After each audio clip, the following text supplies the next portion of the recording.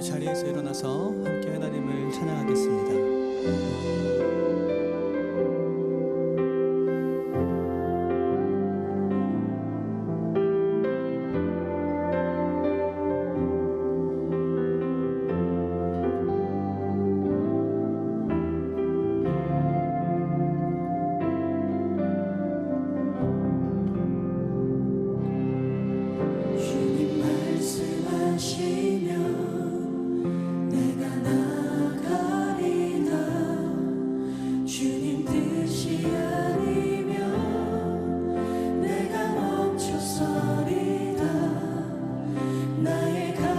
서는 것 주님 뜻에 있으니 오 주님 나를 이끄소서. 주님 말씀하시면 내가 나가리다. 주님 뜻이 아니면 내가 멈춰서리.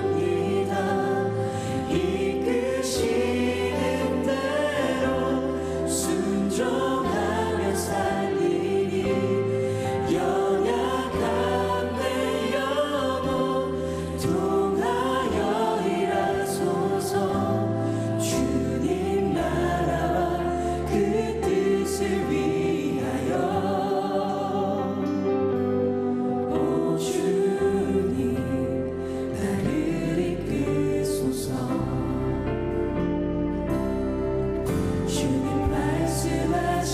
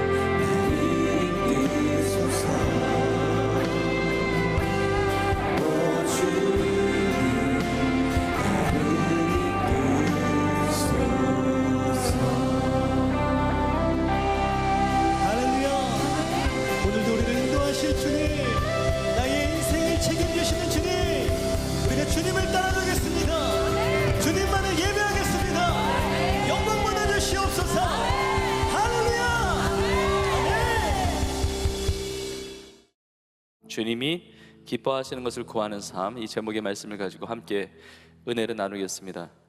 저를 따라해 보시겠습니까? 주님이 기뻐하시는 것을 구하는 삶. 여러분 모두가 그러한 삶을 살아가기를 축복합니다. 주님은 우리가 주님께 구하는 것을 기뻐하세요. 우리가 구하는 것을 들으시고 우리 구하는 것에 응답하시는 우리 주님이십니다. 예레미야 29장 12절과 13절에 보면 이렇게 말씀하고 있습니다. 너희가 내게 부르시며 내게 와서 기도하면 내가 너희들의 기도를 들을 것이요 온 마음으로 너희가 온 마음으로 나를 구하면 나를 찾을 것이요 나를 만나리라 말씀하고 있습니다. 부르짖으면 주님 앞에 기도하면 들으신다는 겁니다. 그리고 온 마음으로 하나님을 구하면 찾게 되고 만나게 된다는 것이죠.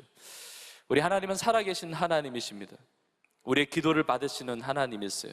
오늘 예배를 통해서도 하나님께 올려드리는 모든 간구, 소원, 그 기도의 모든 것들을 하나님께서 들으시고 역사하여 주시기를 주님의 이름으로 축복합니다. 근데 우리가 구할 때 하나님이 응답하시는데 그 응답은 아름다운 응답이에요. 좋은 것으로 주시는 것입니다. 나에게 가장 적합한 것으로 주시는 것입니다. 왜냐하면 하나님은 나를 사랑하시는 하나님이세요. 신실하신 하나님, 나를 귀하게 여기시는 하나님, 나를 보배롭고 존귀하게 소중하게 여기시는 하나님이시기 때문에 그렇습니다. 그래서 그 12절 13절 그 앞부분에 예레미야 29장 11절에 너무나 잘 알고 있는 말씀이 있습니다. 여호와의 말씀이니라 너희를 향한 나의 생각을 내가 아나니 평안이요 재앙이 아니니라 너에게 미래와 희망을 주는 것이니라. 나를 향한 하나님의 생각은 어떤 생각이냐? 우리는 때로는 오해할 수 있습니다. 어려운 일을 당하고 힘든 일을 당하고 그런 문제들을 만날 때 이건 정말 재앙이다. 하나님이 나에 대한 생각이 재앙이 아닌가 우리 오해할 수 있습니다. 그러나 우리는 이 말씀을 붙들고 확신할 수 있기를 소망합니다. 나를 향한 하나님의 생각은 재앙이 아니고 평안인 줄로 믿습니다. 저는 오늘 예배를 통해서 위로부터 부으시는 하나님으로부터 부으시는 놀라운 평안이 우리 각 심령 가운데 차고 넘칠 수 있기를 주의 이름으로 축복합니다. 재앙이 아니에요. 평안입니다. 평안. 미래와 희망을 주는 것이라 말씀합니다. 나의 과거의 삶이 어떠했든지 우리의 과거의 삶이 연약하고 부족하고 실수하고 허물이 많다 할지라도 우리의 과거로 끝내시는 분이 아니고 우리에게 미래를 열어주시는 분입니다. 우리에게 희망을 주시는 분이에요. 소망을 주십니다. 희망, 소망, 구하고 바라고 원하는 것, 하나님의 비전, 하나님의 꿈을 이루어 가시는 하나님이시라는 것입니다. 여러분의 삶에 미래가 열려 있습니다. 하나님께서 아름다운 것들을 준비하시고 여러분 가운데 희망을 주시고 그 희망을 이루어가게 하시는 줄로 믿습니다. 네, 이스라엘 백성들에게 하나님께서 열어주신 미래가 있습니다. 제가 이 성경구절을 지금 거꾸로 보고 있는데 바로 그 앞구절 또 예레미야 29장 10절에 보면 이렇게 하나님께서 약속하셨습니다. 여호와께서 이와 같이 말씀하시니라 바벨론에서 70년이 차면 내가 너희를 돌보고 나의 선한 말을 너희에게 성취하여 너희를 이곳으로 돌아오게 하리라 그러셨어요. 이스라엘 백성들이 범죄함으로 바벨론 포로로 끌려갔습니다. 그들은 절망했을 것입니다. 재앙으로 여겼을 것입니다. 이제 다 끝났구나. 우리 민족은 다 버림받았구나. 하나님이 돌보지 아니하시는구나. 이게 끝났다고 여겼을지 모르지만 하나님께서는 예레미야 선지자를 통해서 미래와 희망을 주시면서 예언하시는 겁니다. 70년이 차면 바벨론 포로 생활 끝내주겠다고, 이 땅에 다시 돌아오게 하겠다고, 하나님이 주시는 회복과 하나님이 주시는 부흥, 리바이벌, 다시 살게 하시는 계획을 말씀하시는 겁니다. 하나님의 놀라운 계획이 있습니다. 그런데 그 놀라운 계획이 이루어지기 위해서는 너희가 내게 부르짖으며 기도해야 한다는 겁니다. 하나님의 놀라운 비전이 있습니다. 그러나 비전은 그냥 저절로 이루어지는 것이 아니라 그 약속의 그 비전을 붙잡고 부르짖으며 기도할 때, 온 마음으로 하나님을 구할 때 그 하나님의 약속이 내 삶에 성취되는 것을 경험하게 된다는 것입니다. 이건 단지 이스라엘 백성의 인생만이 아니었습니다. 우리의 삶도 마찬가지입니다. 언젠지 모르지만 그러나 하나님께서 우리나라를 향한 분단되어 있는, 여전히 분단되어 있는 나라, 전쟁이 끝나지 않고 휴전 상태인 우리의 나라에 하나님은 새 일을 행하셔서 복음적인 한반도의 통일의 역사를 하나님께서 이루어 주실 것을 믿습니다. 하나님의 놀라운 계획이 있습니다. 이 땅을 향한, 이 나라를 향한, 이 한반도 땅을 향한, 세계 열방을 향한 하나님의 계획이 있는 겁니다. 우리 NCOK 청년 외교팀도 다녀온, 이 아우리치 다녀온 이 영상을 통해서 참 가슴이 뛰는 은혜가 있었고, 또 통일선교 아카데미 오늘부터 이제 모집을 하는데 여러분 감동이 되시는 대로 함께 동참하면 하나님께서 주시는 이 통일의 시대를 준비하는 귀한 역사가 있을 것입니다. 하나님이 새로운 이 시대의 문들을 하나님의 주권 가운데 열어 가시는 겁니다. 근데 이것은 나라적인 것만이 아닙니다. 우리의 가정에도 마찬가지예요. 우리 가정에 하나님은 미래를 열어가기를 원하세요. 하나님이 예비하신 것들이 있습니다. 우리 교회도 마찬가지예요. 우리 교회에 주신 하나님의 비전이 있잖아요. 그 비전을 하나님은 이루어 가시는 것입니다. 나의 인생에 주신 하나님의 계획과 하나님의 뜻이 있어요. 그것도 하나님께서 이루어 가시는데 중요한 것은 그것을 놓고 부르짖어 기도해야 한다는 겁니다. 하나님께 구해야 된다는 겁니다. 여러분 성경 전체에 구하면 주시겠다는 얼마나 많은 약속들이 있는지 모릅니다. 예레미야 33장 3절에 우리가 잘 아는 말씀이 있죠. 너는 내게 부르짖으라 내가 내게 응답하겠고 내가 알지 못하는 크고 은밀한 일을 내게 보이리라. 우리가 부르짖으며 하나님 앞에 나아가면 하나님께서 우리 가운데 응답하여 주시는 줄로 믿습니다. 마태복음 7장 7절과 8절에서도 예수님께서 이렇게 약속하십니다. 구하라 그리하면 너희에게 주실 것이요. 구하라는 거예요. 구하라 그리하면 너희에게 주실 것이요. 찾으라 그리하면 찾아낼 것이요.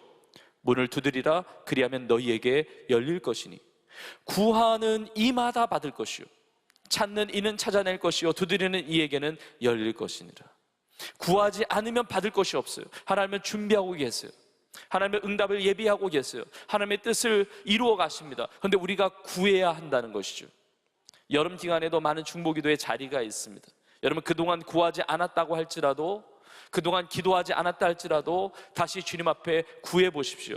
하나님께 간구해 보십시오. 구하는 이마다 받을 것이라고 약속하셨습니다. 구해야 주시는 거예요.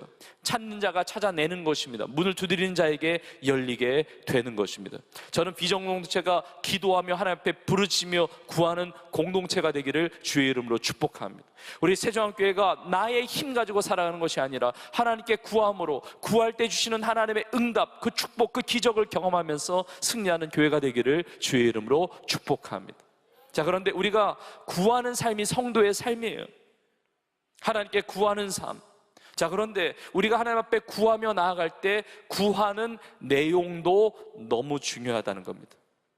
오늘 말씀의 제목처럼 주님이 기뻐하시는 것을 구하는 삶이 되어야 한다는 겁니다. 자, 그렇다면 주님이 기뻐하시는 것이 무엇입니까? 우리는 무엇을 구해야 됩니까? 저는 오늘 본 말씀 통해서 세 가지를 함께 나누고자 합니다. 주님이 기뻐하시는 것이 무엇인지, 우리는 무엇을 구해야 하는지 세 가지를 나누는데 이 세 가지는 다 이제 연결되어 있습니다. 그런데 우리 각자에게 주시는 하나님의 음성을 듣고 주님이 기뻐하시는 것, 이걸 붙잡고 주 앞에 구함으로 응답받고 하나님의 놀라운 은혜 가운데 쓰임받는 우리 각자의 삶이 되기를 주의 이름으로 축원합니다. 첫 번째, 주님이 기뻐하시는 것, 우리가 구해야 될 것은 바로 주의 영광을 구해야 합니다.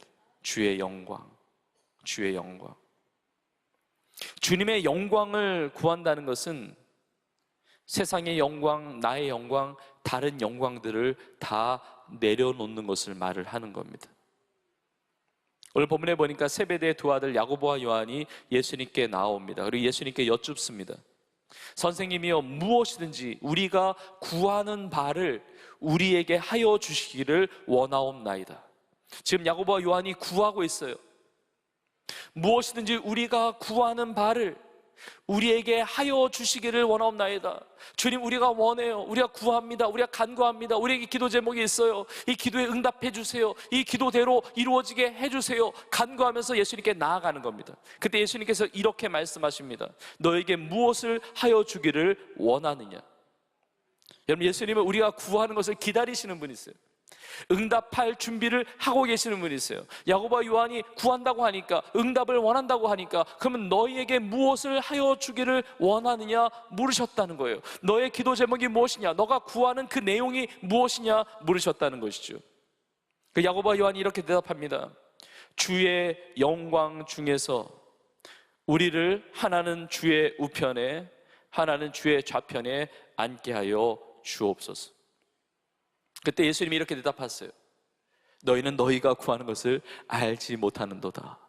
이게 무슨 의미입니까? 너가 주님이 기쁨이 되는 것을 구하지 않고 있다는 겁니다. 구하는 것은 너무 중요하지만 주님의 뜻, 주님의 계획, 주님의 마음, 주님이 기뻐하시는 것과 상관없는 것을 구하고 있다는 것이죠. 너희는 내가 마시는 잔을 마시며 내가 받는 세례를 받을 수 있느냐? 야고보와 요한이 대답합니다. 할 수 있나이다 대답해요. 근데 예수님께서 말씀하시는 내가 마시는 잔, 내가 받는 세례는 무엇을 이야기합니까? 예수님이 받으시는 잔은, 예수님이 마시는 잔은 고난의 잔이에요. 십자가의 잔입니다. 예수님 지금 십자가를 향해서 가고 계세요. 예수님이 받는 세례는 뭡니까? 우리가 세례를 받는 것이 무엇을 의미합니까? 내가 죽는 거예요. 예수 그리스도 안에 죽고, 내 자아가 죽고, 내 인생, 내 삶, 내 생각, 나의 모든 것이 죽고 예수 그리스도 안에서 다시 태어나는 것 아니겠습니까? 십자가의 사건을 이야기하는 것이죠. 야고보와 요한은 구하는데 주의 영광 중에서, 표현은 주의 영광인데 주의 영광과 상관없는 내용을 가지고 주님 앞에 구하고 있다는 겁니다.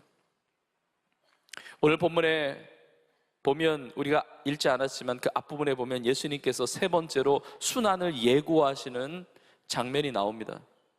예수님이 당할 고난, 그 위에 일어날 부활에 대한 그 역사를 세 번째로 이렇게 예언하시는데, 야고보와 요한이 예수님께 구하는데, 예수님 곁에 있잖아요. 예수님과 함께 그 길을 가고 있는데 예수님이 어디를 향해서 가시는지, 왜 그 길을 가시는지를 전혀 모르는 거예요.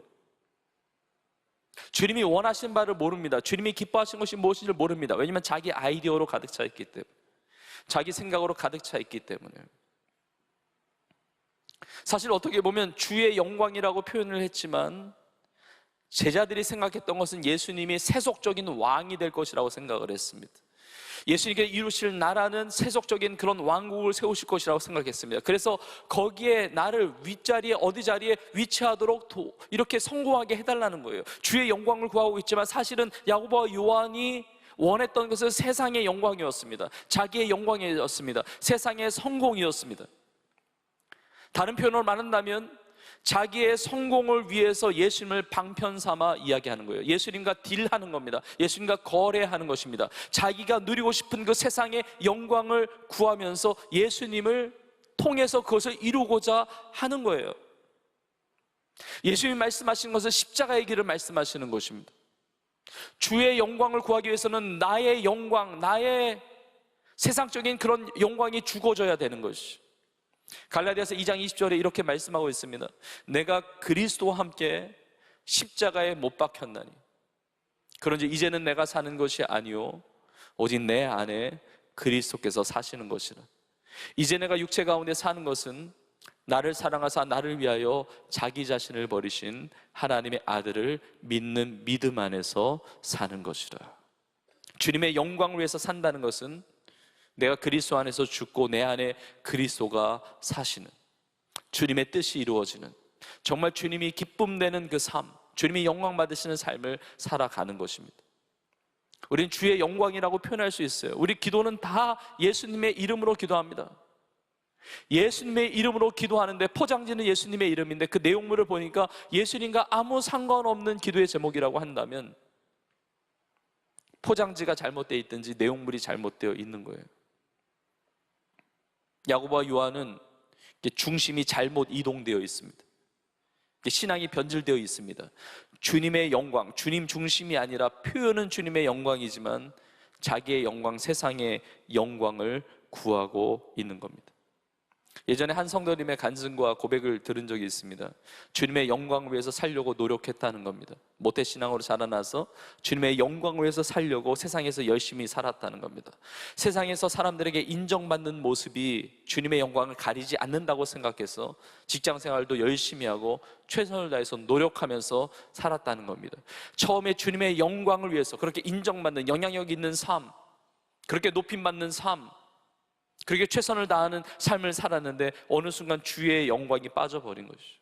주의 영광을 위해서 열심히 살다 보니까 세상에 빠지게 되는 겁니다.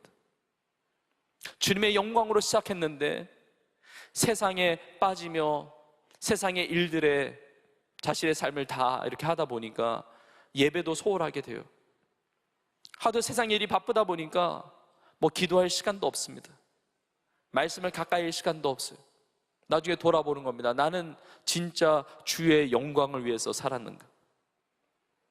시작은 주의 영광이었지만 결국은 세상의 영광을 추구하면서 나의 영광, 나의 성공을 위해서 살았음을 후회하며 회개하게 되었다는 겁니다. 다시 새 마음을 가지고 주님의 영광을 위해서 살겠다고 결단하면서 새로운 신앙을 시작하게 되었다는 그런 고백을 들은 적이 있습니다. 여러분, 나의 중심이 아닙니다. 우리 주님 중심이에요. 저는 우리 세종한교회가 주님의 영광을 구하는 교회가 되고 우리의 삶이 주님의 영광을 구하는 우리의 삶이 될 수 있기를 주님의 이름으로 축복합니다. 주님의 영광을 세상의 것으로 바꾸지 마십시오. 야고보서 4장에 보면 우리가 얻지 못하는 것은 구하지 아니했기 때문에 얻지 못한 것도 있어요. 그러니까 구해야 주시는 것이죠. 그러나 그 이후에 보면 이렇게 말씀하세요. 구하여도 얻지 못함은 정욕에 쓰려고 잘못 구함이라 그래요. 우리 하나님 앞에 구하는 건 너무 중요합니다. 부르짖는 건 너무 중요합니다. 그러나 주님 안에서, 요한복음 15장 7절에 예수님이 이렇게 말씀하시죠. 너희가 내 안에 거하고 내 말이 너희 안에 거하면 무엇이든지 원하는 대로 구하라. 그러면 이루리라.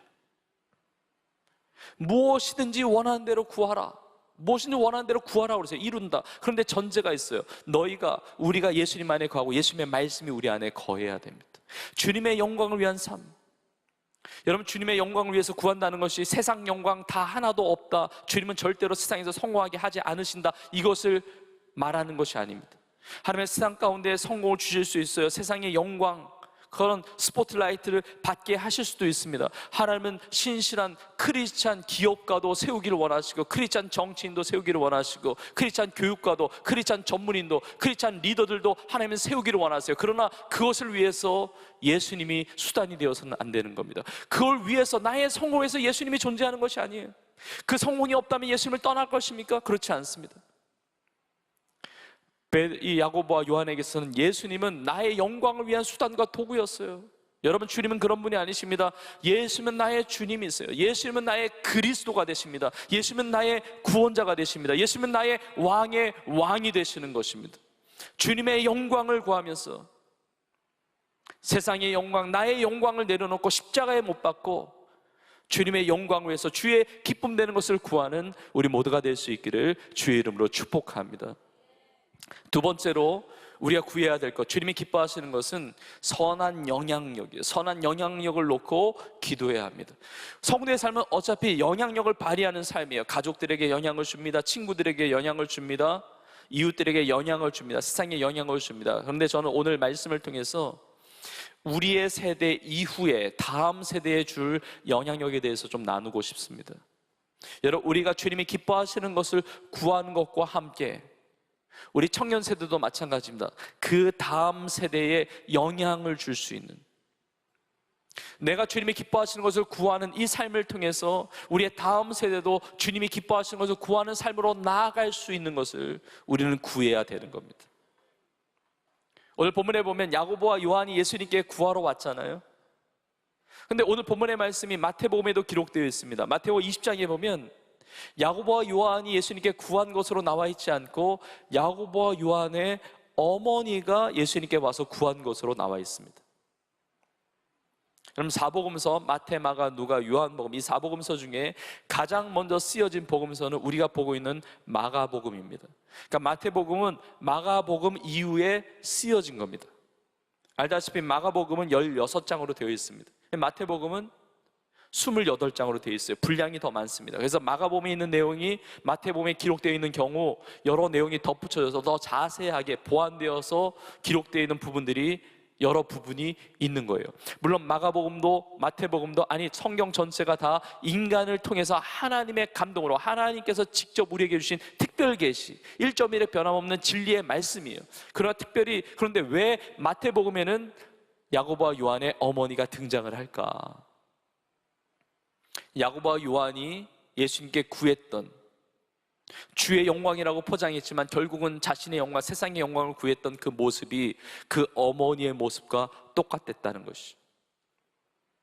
굳이 마태복음에서 그 어머니가 등장하는 이유는 야고보와 요한이 주님이 기뻐하는 것을 구하지 못한 인생, 주님의 영광을 구하지 못한 것, 세상적인 것을 구했던 것에 절대적인 영향력을 끼친 인물이 바로 어머니였다는 사실을 드러내고 있는 겁니다. 여러분, 부모님의 역할이 굉장히 중요해요. 우리 청년들에게도 부모님이 있을 것입니다. 우리 신혼부부 가정에는 또 우리 자녀들이 있죠. 우리 자녀들에게 있어서는 여러분이 또 부모님이 됩니다. 또 우리 청년들은 나중에 또 부모가 될 겁니다. 근데 이 부모의 영향력이 굉장히 절대적이에요. 이 어머니가 예수님께 와서 말을 하는 겁니다. 예수님, 당신의 나라가 임할 때 내 아들 하나는 당신의 우편에, 그리고 내 또 다른 아들은 당신의 좌편에 앉게 하여 주옵소서. 이렇게 예수님께 나와서 부탁하는 거예요. 치맛바람의 원조라고 말을 할 수가 있습니다. 치맛바람 휘날리면서 예수님께 나와서 간구하는 이 모습이 그때에만 존재하는 어머니의 모습이 아니라 오늘날에도 그런 어머니들은 얼마든지 존재할 수 있어요. 여러분, 이 세베대의 아들들의 어머니 야고보와 요한의 어머니가 귀한 모습은 있습니다. 야고보와 요한이 예수님 따르는 것을 어머니로서 허락한 것이죠. 허락한 이유가 있습니다. 내 자녀 잘 되게 하기 위해서, 내 자녀 성공하기 위해서, 내 자녀 예수님 따라서 예수님의 왕이 되면 그래도 한 자리를 차지하기 위해서, 여러분, 자녀가 잘 되기를 바라는 것은 부모의 당연한 마음이에요. 그건 너무 귀한 마음이에요. 그러나 그것 때문에 신앙이 존재하는 것이 아닙니다. 그것 때문에 주님이 존재하는 것이 아니에요. 그러나 세속적인 영광을 바라고 있었다는 겁니다. 그걸 구했다는 것이죠. 안타까운 것은 야고보와 요한만이 구한 것이 아니라 오늘 본문의 41절에 보면 10 제자들이 이 말을 듣고 야고보와 요한에게 화를 냈다고 그래요. 야고보와 요한에게 왜 화를 냈겠습니까? 10 제자들도 똑같은 마음을 가졌다는 거죠. 그 모두가 다 세상 영광을 바라보았다는 겁니다. 아마 10 제자들의 마음속에는 이런 생각이 있었을지 몰라요. 우리 엄마는 도대체 뭐 하는 거냐? 야고보와 요한의 어머니는 진짜 빠르게 예수님께 갔는데 우리 어머니는 너무 느리다, 너무 답답하다, 이렇게 생각할 수가 있어요. 여러분, 우리의 다음 세대를 보면 윗세대의 역할이 너무 중요해요. 제가 때로는 성도님의 자녀 기도 제목을 받고 간절히 기도해 줄 때가 있습니다. 근데 다른 거 다 좋은데 건강, 만남의 복, 여러 가지 물질의 복, 진로의 복 다 중요하지만 이게 신앙이 약한 경우도 있어요. 신앙이 아예 없는 경우도 있습니다. 세상의 영광이나 세상의 성공이나 이것이 아니라 먼저 하나님의 나라와 의를 구하는, 주의 영광을 구하는 그러한 이전 세대, 그러한 우리의 세대, 다음 세대에 주님이 기뻐하시는 것을 영향을 주고 본이 되어줄 수 있는 우리의 삶이 될 수 있기를 주님의 이름으로 축복합니다. 야고보와 요한의 어머니와 다른 모습을 보이는 어머니가 생각이 납니다. 사무엘상 1장에 보면 한나라는 여인이었습니다. 여러분, 한나는 고통 가운데 있었던 여인이에요. 왜냐하면 자식이 없었거든요. 그 당시에 여인이 아들을 낳지 못하는 것은 절망적인 일이었습니다. 인정받지 못하는 일이었어요. 굉장히 고통스러운 일이었습니다. 엘가나라고 하는 남자가 있는데 이 엘가나라는 남자에게 두 아내가 있었습니다. 한 명은 브닌나라는 여인이고 또 한 명은 한나라는 여인이었습니다. 근데 브닌나는 자식이 있는 거예요. 근데 한나는 자식이 없습니다. 근데 엘가나는 브닌나를 사랑하는 게 아니라 한나를 브닌나보다 더 사랑하는 거예요. 이 모습을 보고 브닌나는 뿔딱지가 나는 겁니다. 자녀도 없는, 자녀도 못 갖는 저 한나를 엘가나가 사랑하니까 시기하고 질투하고 힘들게 하는 겁니다. 이름도 브닌나예요. 분이나 뿔이나 하여튼 비슷하잖아요. 얼마나 힘들게 하는지. 한나가 괴로운 겁니다. 근데 엘가나는 한나를 더 사랑하는 거예요. 분깃을 줄 때도 분이 나에게 주는 것보다 갑절로 주는 겁니다. 근데 너무 괴로운 거예요. 자녀가 없는 것에 있어서 너무 괴로운 거예요. 분이 나한테 고통당하는 건 너무 괴로운 거예요. 그걸 위로한다고 또 엘가나가 이야기합니다. 내가 10 아들보다 낫지 않냐. 별로 도움이 안 되는 얘기를 또 해요. 어느 정도 위로는 됐겠지만 지금 자식이 없는 것 때문에 너무 고통스러운 겁니다. 근데 한나가 자신의 그 아픈 마음과 그 절망적인 그 고통적인 그 상황을 다른 누군가에게 쏟아내는 것이 아니라 하나님께 통곡하는 겁니다. 하나님께 기도하는 겁니다. 하나님께 구하는 겁니다. 한나가 그렇게 기도했을 수 있습니다. 하나님, 나에게 제발 자식을 주옵소서. 내가 억울한 일을 당하지 않게, 수치를 당하지 않게 나에게 자녀를 허락해 주옵소서. 내 자녀를 주신다고 한다면 이 자녀가 저 분인 나의 자녀들보다 더 성공하고 더 잘되는 자녀가 되게 해달라고, 자기의 영광을 구하며 자기의 어떤 목표를 이루기 위해서, 자녀를 위해서 자녀 달라고 기도할 수 있어요. 근데 성경에 보면 한나는 그렇게 기도하지 않습니다. 기도하다가 아마 그 기도가 변화된 것 같습니다. 어떻게 기도합니까? 하나님, 나에게 자식을 주시거든 그 자식을 하나님께 바치겠습니다 기도합니다. 주님의 영광 위하여, 하나님의 영광을 위하여 그렇게 드려지는 내 자녀로 바치겠습니다. 이런 기도 제목 아니겠습니까? 여러분 알다시피 이 사무엘상 1장의 그 배경은 영적인 암흑기예요. 사사시대의 말기입니다. 하나님의 영광이 떠났다고 말할 수 있는 그런 시기예요. 사람들이 하나님을 왕으로 삼지 않습니다. 자기 소견에 옳은 대로 행하는 시대였어요. 내 뜻대로 내 영광 위해서, 세상의 가치를 위하여, 세상의 성공을 위하여 달려나가는 그 백성들이 있는 시대였어요. 그때 한나가 하나님 앞에 엎드려 기도하는 거예요. 하나님, 나에게 자식 달라고. 근데 하나님의 마음을 알게 됩니다. 아, 하나님이 쓰실 자식이 없구나. 하나님이 쓰실 만한 이 땅의 부흥을 위해서, 이 영적인 어둠 가운데 새롭게 할 하나님께서 쓰실 일꾼이 없다라는 사실을 알았을 것입니다. 기도하는 거예요. 하나님, 나에게 자식을 주시면 내 자식을 하나님께 바치겠습니다. 기도하는 겁니다. 여러분, 한나는 기도하는 어머니였고 그의 자녀였던 사무엘도 기도하는 아이였습니다. 어렸을 때부터 성전에서 기도하는 겁니다. 기도할 때 하나님께서 사무엘아, 사무엘아, 사무엘아 부르시는 겁니다. 여러분, 우리 자신이 오늘 예배를 통해서 하나님의 음성을 듣지만 우리의 이후 세대, 우리의 다음 세대, 우리의 자녀 세대 속에서도 나의 이름을 부르시는 하나님의 음성을 듣는 그런 세대가 일어나기를 주님의 이름으로 축복합니다.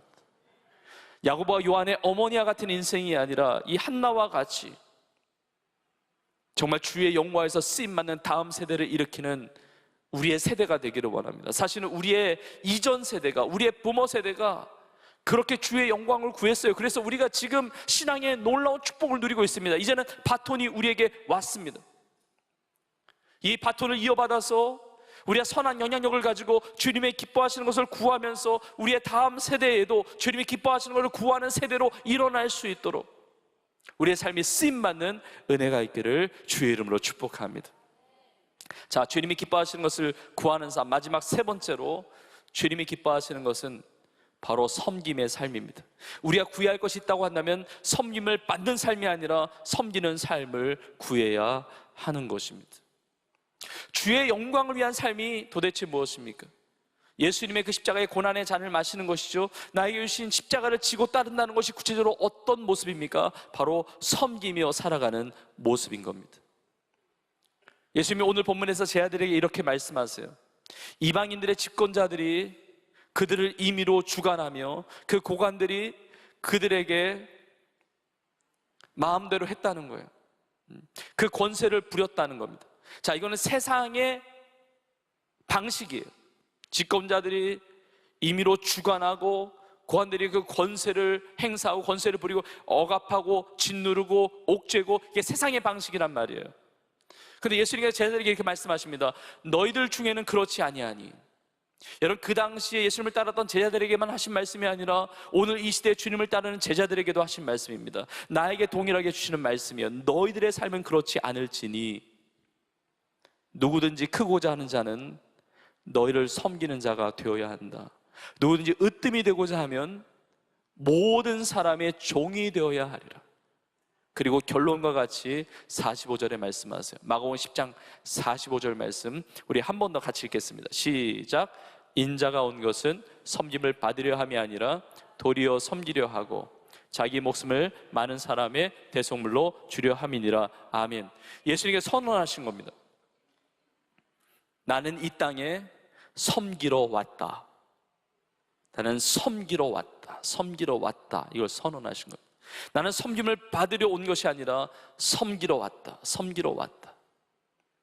예수님의 길을 따라가는, 예수님께서 지신 그 십자가를 나도 동일하게 지고 예수님의 길을 따라가는, 주님의 영광에서 살아가는 인생의 공통적인 특징은 섬기며 살아간다는 겁니다. 이 시간에 우리 인생을 향한 아주 중요한 한 가지의 목표를 여러분들에게 다시 한번 재확인시켜 드리고 싶어요. 왜 아침에 눈을 뜨느냐? 왜 오늘 하루를 살아가느냐? 왜 나의 삶이 하나님의 생명을 허락하셔 이 땅을 살아가게 하고 계시느냐? 바로 섬기게 하기 위해서요. 섬기게 하기 위해서. 섬기게 하기 위해서. 섬기는 자가 주의 마음을 압니다. 주의 영광을 구하지 않고 나의 영광, 세상 영광을 구하는 자는 섬기지 않습니다. 내가 높은 자리에 올라가는 겁니다. 섬김을 받는 자리에 올라갑니다. 그러나 주의 영광을 구하는 자는 섬기는 자리로 내려가는 것입니다. 제가 예전에 예수님 동상을 한번 본 적이 있습니다. 예수님이 이렇게 엎드려서 제자들의 발을 닦으시는 이 섬김의 모습을 표현하는 그 동상이었어요.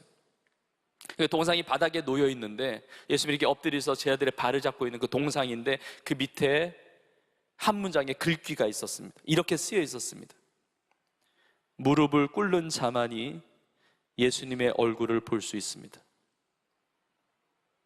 서 있는 자는 예수님의 얼굴이 어떤지를 보질 못해요.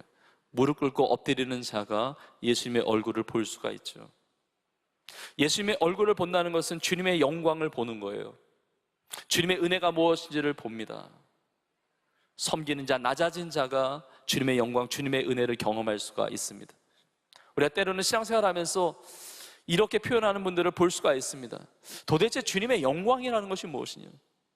뭔지 모르겠다. 주님의 은혜를 받는다는 것이 무엇이냐? 나 잘 모르겠다. 주님이 살아 계신지도 난 잘 모르겠다. 그럴 수 있어요. 근데 참 안타까운 것은 주님이 안 계실 만한 곳만 다니기 때문에 그래요. 주님의 은혜가 있을 수 없는 곳에만 있어서 그래요. 여러분, 아프리카에 가서 무슨 눈을 보겠습니까? 이번에 여름에 몽골 지역에 아우리치 하는 여러 팀들이 있습니다. 그런데 몽골 땅에 가서 바다를 볼 수 없어요. 그 중앙아시아에 딱 있는 그 사면이 전체가 다 대륙으로 둘러싸여 있는데, 그래서 몽골에서 우리나라에 오신 분들은 한 번도 바다를 못 봤던 분도 있어요. 그래서 우리나라에 오면 삼면이 바다니까 바다 구경하려고 원하시는 분들이 많다고 그래요. 바다를 보려면 몽골로 가면 안 되죠. 예수님의 은혜가 무엇인지, 주의 영광이 무엇인지 섬기지 않으면 경험하는 것이 불가능합니다. 섬길 때 이것이 주님의 은혜구나. 가정에서 섬기든, 일터에서 섬기든, 교회 안에서 섬기든, 세상 속에서 주님의 복음을 위해서 섬기든, 섬기는 자리에, 낮아지는 자리로 내려갈 때에만이 이것이 주님의 은혜이구나, 이것이 주님의 영광이구나, 이게 주님의 일하심이구나, 이것을 체험하게 된다는 것이죠. 그럼 예수님은 왜 섬기셨습니까? 섬겨서 무슨 역사가 일어납니까? 나는 섬기려 하고 자기 목숨을 많은 사람의 대속물로 주려 합니다. 예수님의 섬기시는 그 희생으로 말미암아 우리가 대신 살게 되었다는 것입니다. 우리가 살아나게 되었다는, 우리의 모든 죄값이 치러지고 대속의 은혜로 말미암아 우리가 구원받는 길이 열렸다는 겁니다. 예수님의 섬김과 예수님의 희생을 통해서 우리가 살게 되었다는 것이죠. 주님이 기뻐하시는 삶이라고 하는 것은 우리의 섬김을 통해서 누군가가 살아나는 삶이 되는 것입니다. 우리가 너무 잘 아는 말씀 중에 요한복음 3장 16절의 말씀이 있어요. 하나님이 세상을 이처럼 사랑하사 독생자를 주셨으니, 예수님을 왜 주셨습니까? 그 결과가 무엇입니까? 이는 그를 믿는 자마다 멸망하지 않고 영생을 얻게 하려 하십니다. 예수님의 그 은혜로 말미암아 우리가 영원한 생명을 얻었어요. 근데 그 다음 구절에 보면 17절에 이렇게 나와 있습니다. 하나님이 그 아들을 세상에 보내신 것은 세상을 심판하려 하심이 아니요, 그로 말미암아 세상이 구원을 받게 하려 하심이라. 예수님은 이 땅에 심판하기 위해서 오신 것이 아니라 구원하기 위해 오셨다는 겁니다. 예수님의 기쁨 되는 것을 구하는 인생은 세상을 심판하러 다니는 인생이 아니라 세상을 구원하기 위해서 다니는 인생입니다. 다른 사람을 심판하지 않습니다. 정죄하고 비난하고 비판하고 이것이 아니라 다른 사람을 구원하기 위해서 힘쓰는 자인 것이죠. 섬기면서 그 인생을 세워가는 그 인생이 주님의 십자가를 붙들고 주님의 기쁨이 되는 삶을 살아가게 된다는 겁니다. 자, 감사한 것은 야고보와 요한이 섬김을 받는 그 세상의 영광을 구하는 인생들이었는데 그러나 변화되어서 나중에는 섬기는 인생, 예수님의 십자가를 지고 따르는 주의 기쁨 되는 인생이 되었다는 겁니다. 성령의 불을 받고 성령의 은혜를 체험하고 낮은 자리로, 주님 보내시는 자리로 나아가서 자신에게 주신 하나님의 사명, 그 섬김의 사명을 다 감당했다는 겁니다.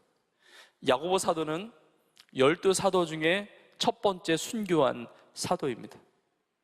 초대교회에서 물론 첫 번째 순교자는 스데반 집사이지만 12사도 중에 야고보가 가장 먼저 순교했습니다. 12명의 제자 중에 이 땅에서 가장 짧은 삶을 살았습니다. 반면에 야고보의 형제였던 요한은 12제자 중에 가장 긴 인생을 살았습니다. 95세 이상을 살았습니다. 인생의 말년에 밤모섬에 유배돼서 요한계시록을 쓰게 됩니다. 야고보와 요한의 인생의 길이 달라 보입니다. 삶의 코스가 달라 보입니다. 삶이 살아가는 그런 모양이 달라 보이지만, 그러나 그 두 사람 다 자기에게 주신 그 십자가를 붙들고 복음을 위해서 섬기고 희생하며 다른 영혼을 구원하는 그 아름다운 삶을 살게 되었다는 겁니다. 여러분, 생의 길이는 그렇게 중요하지 않습니다.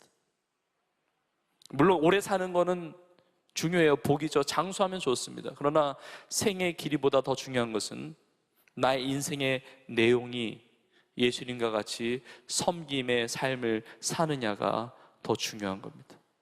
그렇게 살아가는 인생의 성도예요. 그렇게 살아가는 인생의 선교사들입니다. 그렇게 살아가는 인생이 예수 그리스도의 제자인 겁니다. 우리에게 섬김의 자리를 주셨어요. 여러분, 어디로 가서 섬깁니까? 캠퍼스로, 학교로, 학원으로, 친구 관계 속에, 가정으로, 직장으로, 사업장으로, 우리의 지역사회로, 우리 교회 교구와 구역 속에, 어떤 곳이든 주님께서 보내시는 곳에 나의 영광을 내려놓고 주님 영광에서 나아가는 우리 모두가 되기를 간절히 축복합니다. 예수 그리스도가 있는 가슴이 선교사이고 예수 그리스도가 없는 가슴이 선교지입니다. 우리는 예수 그리스도가 있지 않습니까? 예수 그리스도에 있는 그 가슴, 선교사로서 예수 그리스도가 없는 그 가슴을 향해서 달려가야 됩니다. 섬김의 삶이 하나님 앞에 가장 기쁨이 되는 삶이 되는 것입니다.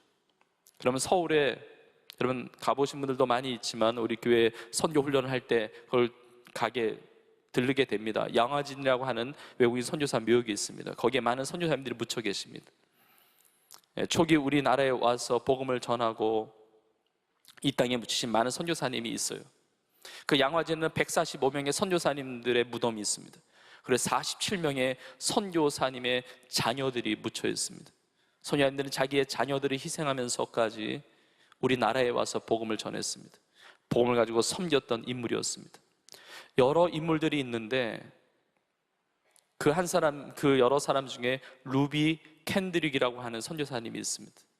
그러니까 미국의 의사 선교사님이었어요. 미국 텍사스를 출발해서 우리나라에 와서, 우리나라 1907년에 평양에 부흥이 있었죠. 그 해에 왔어요. 근데 우리나라에 왔을 때 나이가 25살입니다. 25살의 나이에 와서 우리나라에서 복음의 이 선교 사역, 섬김의 사역을 했습니다. 여러분, 이 루비 캔드릭 선교사님이 우리나라에 와서 몇 년 동안 사역했을 것 같습니까? 1년이 채 되지 않았습니다. 1년이 가기 전에 풍토병에 걸려 이 세상을 떠나게 됩니다. 25살의 나이에 와서 26살의 나이에 이 땅에서 생을 마감합니다. 근데 루비 캔드릭 이 선교사님이 죽기 전에 고국에 있는 부모님에게 쓴 마지막 편지의 내용이 있습니다. 편지에 이런 내용이 있습니다. 저는 이 땅에, 이 조선 땅에 저의 심장을 묻겠습니다. 이것은 이 땅을 향한 저의 열정이 아니라 이 땅을 향한 하나님의 열정입니다. 루비 캔드릭은 그 젊은 나이에 자신의 영광, 세상의 영광 다 내리고 주님이 기뻐하시는 주님의 비전, 주님의 열정을 가지고 이 땅에 왔어요. 그리고 이 땅에 자신의 삶을 묻었어요. 그리고 유언을 2가지를 남깁니다. 이 유언 2가지가 많이 알려져 있어요. 너무나 귀한 유언이에요. 첫 번째 유언은 이것입니다. 나에게 1000개의 생명이 주어진다 할지라도 그 1000개의 생명 모두 다 이 땅을 위해서 바치겠습니다. 우리 한국 사람들보다 한국을 조선을 더 사랑했던 선교사님이라고 일컬어집니다. 1000개의 생명이 있다 할지라도 이 1000개의 생명을 모두 다 이 땅에 바치겠습니다. 그리고 두 번째 유언이 이것이었습니다. 저는 이 땅에 와서 하나님의 복음의 이 사역을 길게 하지 못하는 인생이 되었습니다. 나의 사역의 기간이 길지 못했습니다. 그러나 내가 죽거든 텍사스에서부터 20명씩, 30명씩, 50명씩 청년 선교사들을 보내주십시오. 그게 마지막 유언이었어요. 이 루비 캔들리 선교사가 죽은 이후에 실제로 텍사스에서 20명의 청년 선교사들이 와서 복음을 전했습니다. 선교 사역을 펼쳤습니다. 루비 캔들리 한 사람이 할 수 없는 놀라운 사역들을 아름답게 이뤄내는, 그 죽음을 통해 이뤄내는 귀한 인물이 되었습니다. 여러분, 많은 선교사님들의 삶, 우리의 삶 다 마찬가지예요. 여러분, 예수님 때문에 고난의 잔을 마실 수 있습니다. 나는 예수님이 기뻐하시는 것 때문에, 예수님 때문에 오해도 받을 수 있습니다. 억울한 일을 당할 수도 있습니다. 나의 영광을 구하는 것이 아니라 주님의 영광을 구하기 때문에 예수님 때문에 조롱받을 수도 있습니다. 예수님 때문에 핍박받을 수도 있습니다. 예수님 때문에 손해보는 일이 있을 수도 있어요. 예수님이, 주님이 기뻐하시는 것을 위해서 살다 보니까 예수님 때문에 가슴앓이 할 수도 있습니다. 그 십자가의 고난의 어려움들을 겪을 수가 있습니다. 여러분, 그러나 주님의 영광을 구하는 삶은 예수님 때문에 모든 것을 다 내어드릴 수 있는 삶이에요. 예수님 때문에 내가 사는 지옥도 바꿀 수 있습니다. 주님이 기뻐하시는 것이라고 한다면 나의 전공 바꿀 수 있습니다. 나의 직업 바꿀 수 있습니다. 주님이 기뻐하시는 것이라고 한다면 다른 민족으로도 갈 수 있습니다. 주님의 섬김과 희생을 통해서 내가 구원받았는데, 내가 살았는데, 나의 섬김과 희생을 통하여 교회가 세워질 수 있다면, 나의 섬김과 희생을 통하여 다른 누군가가 예수를 믿고 구원받을 수 있다면, 나의 섬김과 희생을 통하여 다음 세대가 축복을 받을 수 있다면, 나의 섬김과 희생을 통하여 이 나라 민족의 복음적인 통일의 문이 열려질 수 있다면 그 섬김과 그 희생은 얼마나 고귀하고 얼마나 아름다운 것입니까? 나의 섬김과 희생을 통하여 전 세계에 파송되어 있는 선교사님들이 힘을 얻을 수 있다면, 나의 섬김을 통하여 선교사님들이 힘을 얻고, 선교사님들이 위로를 얻고, 선교사님들이 격려를 받고, 여러분, 그 섬김은 얼마나 아름다운 섬김입니까? 나의 섬김과 희생을 통하여 우리 교회에 주신 비전 100천만을 이루을 수 있다면, 나의 섬김과 희생을 통하여 소외되고 약한 영혼들이 힘을 얻고 다시 살아날 수 있다면 그 섬김과 희생은 얼마나 아름답고 복된 것입니까?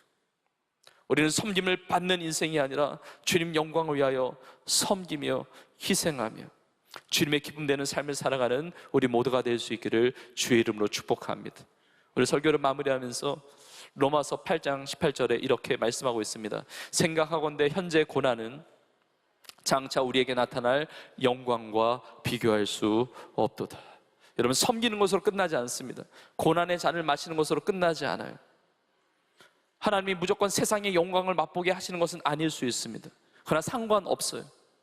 고난 너머에 우리의 모든 삶을 아시고 우리의 섬김을 받으시고 희생을 다 아시는 주님께서 영원한 하나님의 나라의 영광으로 우리의 삶을 책임져 주실 줄로 믿습니다.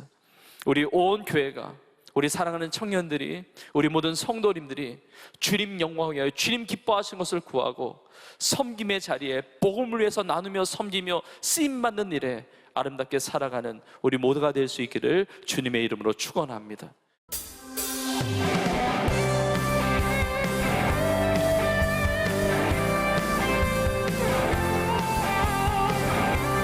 우리의 삶의 목적 되신 주님을 우리 믿음 가운데 선포합니다.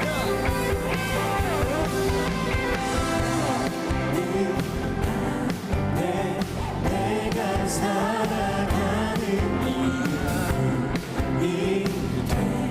되는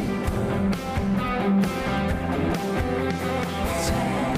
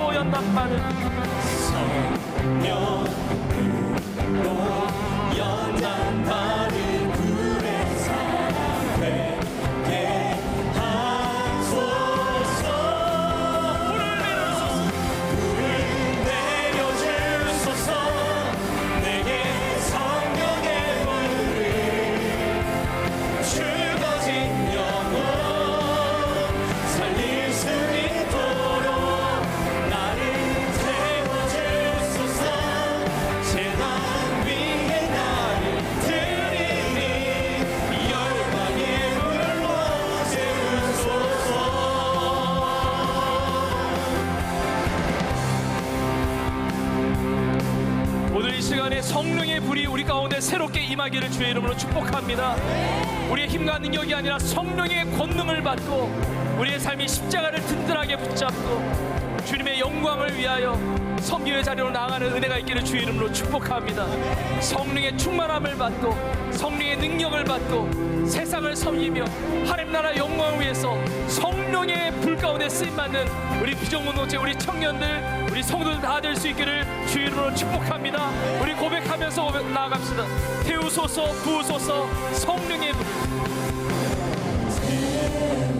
태우소서 부으소서 성령의 불을 태우소서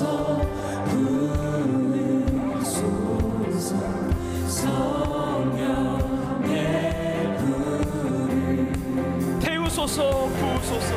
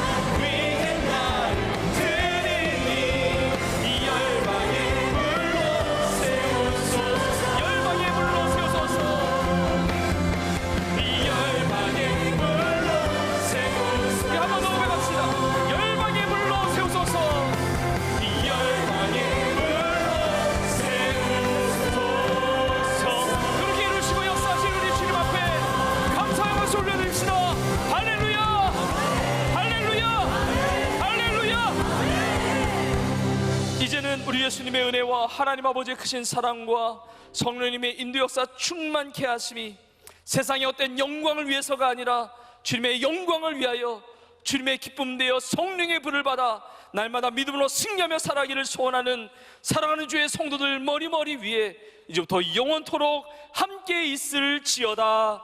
아멘. 지금은 선교 헌금 시간입니다. 이 예배를 통해 삶 가운데 은혜와 회복이 충만하시길 간절히 기도합니다.